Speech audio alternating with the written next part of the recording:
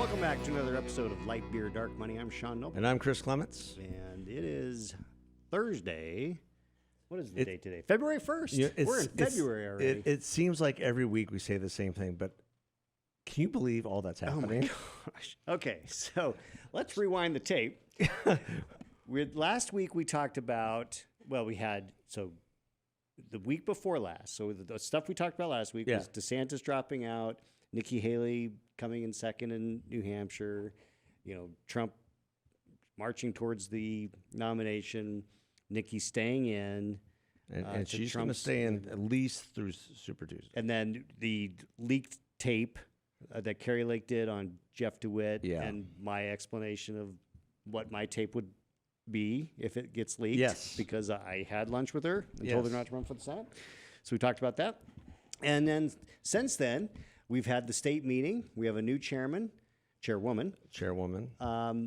And the interesting thing is that what I've picked up is that this woman, everybody says she's pretty solid. Her name is Gina Swabido. And she was the Trump team's pick. And which means she was Carrie Lake's pick. No. That's the intrigue. She was not Carrie Lake's pick. Carrie Lake's pick was Jim O'Connor, the corporation commissioner. Yeah. So this whole thing was supposed to install Jim O'Connor because he had a slate and everything blew up because Trump team said, we're not going that direction. We're going this direction. So that, in my mind, tells me that all is not well in the Trump-Carrie Lake relationship right now. So I took another listen to the tape. Mm-hmm. She knew he was coming. She knew what he was going to be talking to her about. Her responses to Jeff were very canned and very performative and very prepared. Yep. And that came across. Nobody else has said that for whatever reason that I've seen, but that came across to me immediately. And then I went back and listened to it again, and I go, no, I think I'm right on this.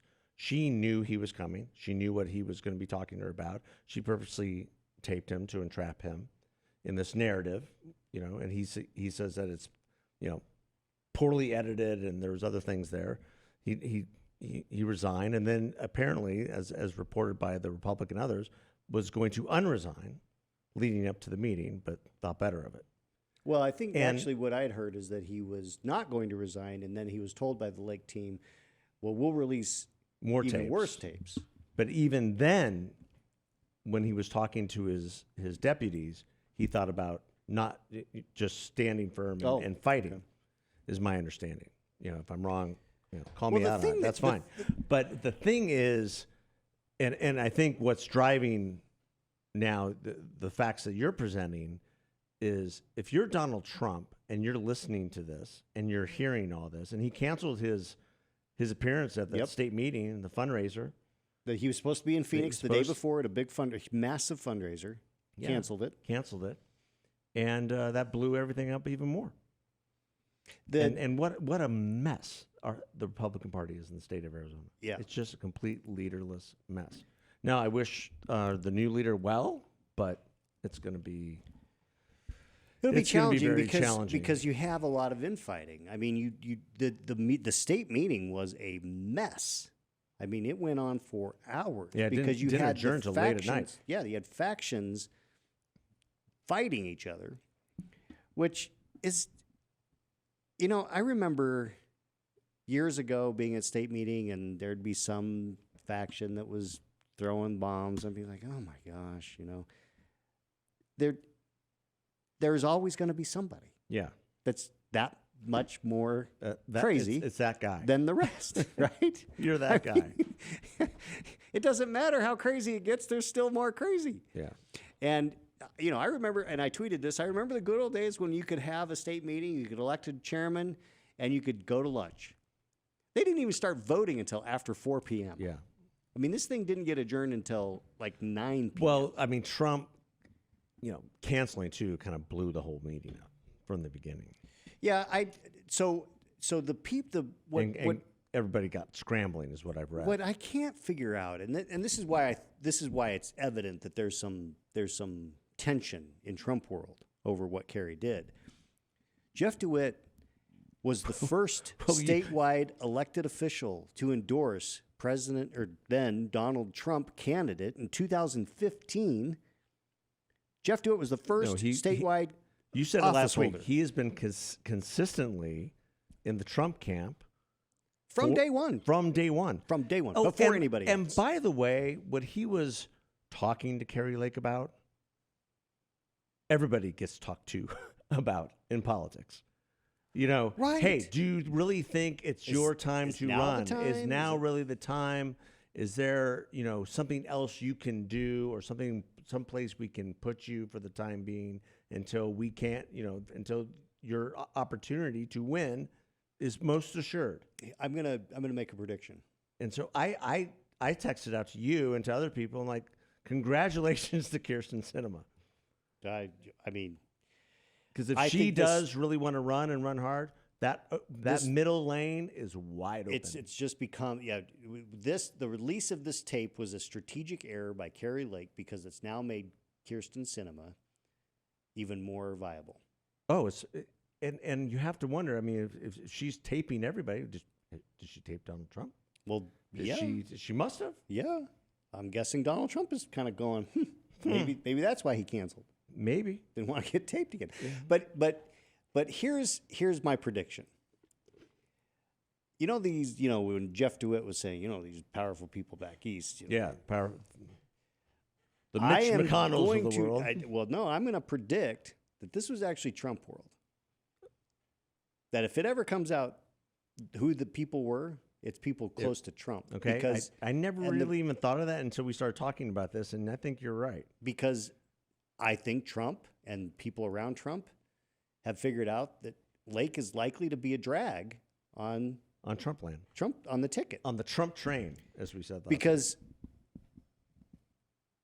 if it's a three-way race, she's going to get 30-something%. Yeah.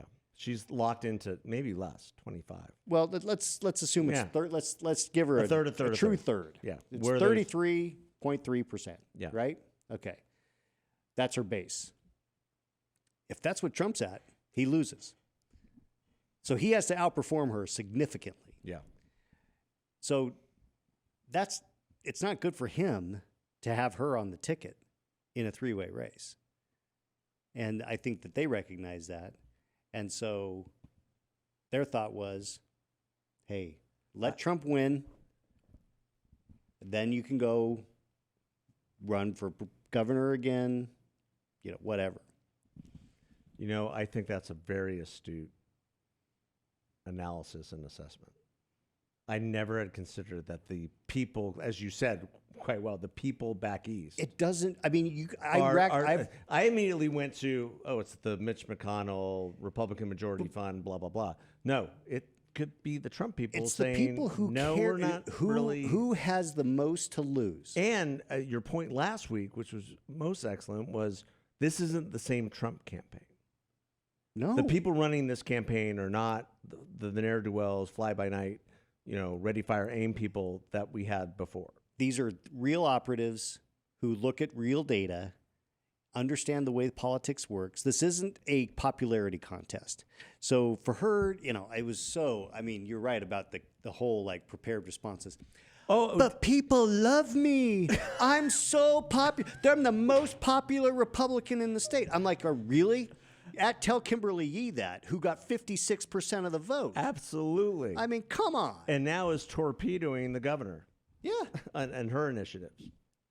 I mean, it just this was not a smart move. No, it was. And anybody who doesn't listen to that tape and doesn't think she had it all planned, you must be smoking something. Yeah. This was not because the other tell is she had to catch a flight to CPAC, the grifter pack, conservative grifters of America, and go to CPAC.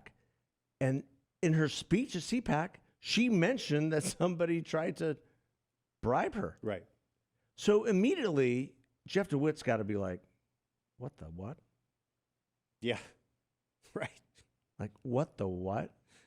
And And I'm sure, did he ever go back to her and go, what was that speech? that's a great question. What was mean, that 'cause speech about? She worked for him. Yes. Like, what the heck was the She speech was about? working for his company. Because he must have gone to CPAC. Or maybe not, but he must have heard about it. So if he's, you gotta think, what was he thinking whole after her thing big is- CPAC speech? Well, and that's the other thing is that the waiting 10 months to Oh my release the gosh. tape is just It's there's just all slimy kinds of suspect and it's so slimy. It's a little bit crazy. No, it's not good. Not So- not a good look, Carrie Lake. So my take on this is that this was a way that, she wanted to juice fundraising numbers, whatever. I guess. Yeah, that might be the case, but I think the middle But it's a lane for strategic Kirsten area. Cinema is wide open. Strategic now. area. So speaking of fundraising numbers, you have numbers came out. End of year numbers came out. Trump raised for his campaign $17 million in the last quarter. That's Biden not a lot of money. raised $33 million, Yeah. and there's a truckload of money being raised on the outside committees that's being used for Trump's legal bills. Yeah. Something It's all the legal I think he bills. spent $25 million in this last quarter on legal bills. Who's going to pay the $85 million judgment? He's going to have to divest some property if that goes through. I don't know. That should give everyone pause. Well, I that's mean, just complete BS. It's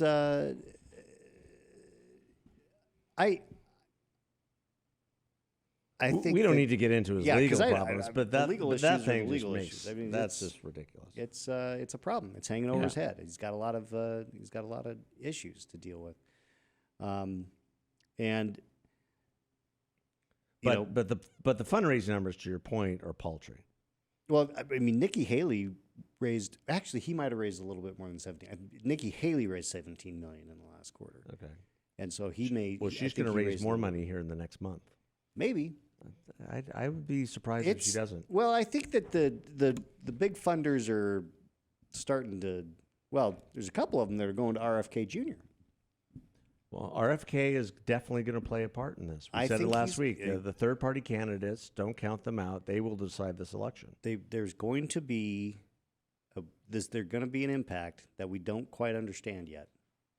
Yeah. I mean, we just don't I understand. mean, there are enough Democrats who do not like Joe Biden, do not like the fact that he's running. There are enough Republicans who don't like Donald Trump, don't like the fact that he's running. Right. The negatives on both of them are very, very high. And so But- where are you going to go? But Chris, what you're not recognizing, Okay, what you're missing, I'm missing something. is that Joe Biden's going to be the next president because Taylor Swift is going to endorse him. And it's going to be this miracle endorsement because the Chiefs are going to win the Super Bowl and Taylor Swift and Travis Kelce are going to get engaged. And then they're going to do a joint endorsement of Joe Biden that's going to miraculously And the vaccines. put Don't- him don't- over. don't forget the put flu him over shot and the top. vaccines. I mean, it doesn't matter that Taylor Swift endorsed Biden in 2020. Okay. I heard a statistic on this. She did like a get out the vote thing and only got like 35,000. Well, she did a voter registration. yeah, voter registration deal, Well, and I she's mean, got 35,000. That's she's got like 1 billion followers. yeah, but that's. Yeah. I mean, look, 35,000. I'm not going to. That's not a small amount. I mean, I know how hard voter registration is. You know, I don't know if I can go negative on Taylor Swift on this podcast with the females that are in my house Well, who follow her every movement. I enjoy Taylor Swift's music, And I know some people around her orbit who I'm actually close to, so I'm not going to But- go totally negative on No, it. what I'm saying is that. But I do think the can't NFL is figure out- using Taylor Swift. Well, yeah, they're using her. I mean, this is brilliant public Lead relations. editorial in the Daily Wire by Candace Owens. I didn't see that. Yeah. But the fact that they are selling truckloads of women's jerseys now. Well, I mean, and they're- she has a concert the night before in Japan. yeah, She's going to fly right back. she's gonna get on her. But private I jet. think everyone is just discounting the real story of the Super Bowl, and it's not Taylor Swift. It's not. No, it's Brock Purdy. No, that's true. The real story of the Super local- Bowl is Mr. Local Kid from Gilbert. Mr. Irrelevant, Yeah. Brock Purdy.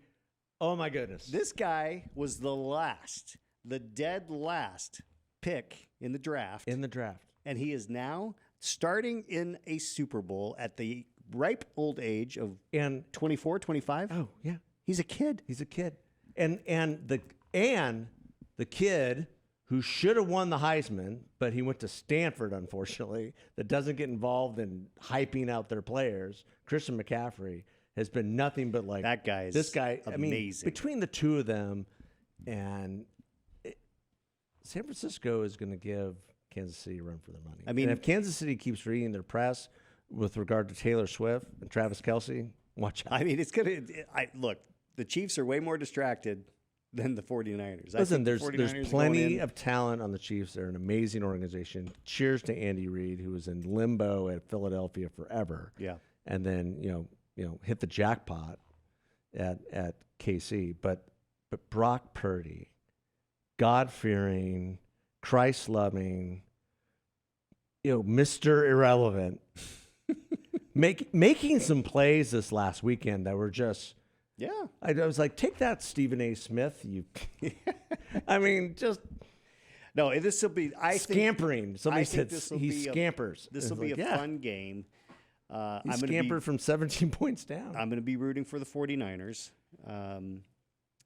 even though I do like Taylor Swift.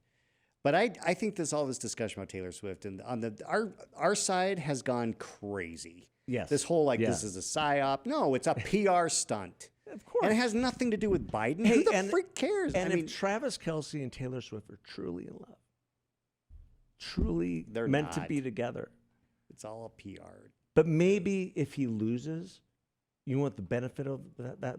If Kansas City loses, they break up, we're going to get a #1 hit right out of Taylor Swift again. That's right.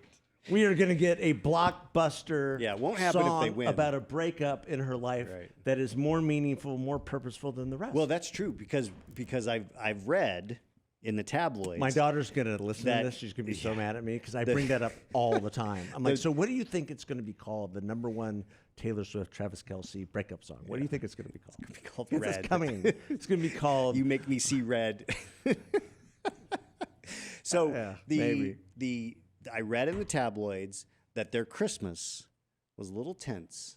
Oh. They had their first big fight because wow. they had lost, the Chiefs had lost their game before Christmas. Yeah. And Travis wasn't in a good mood. So he loses the Super Bowl. It could be the end. There's not going to be the end. A field proposal. It's going to be, Thanks. This was fun.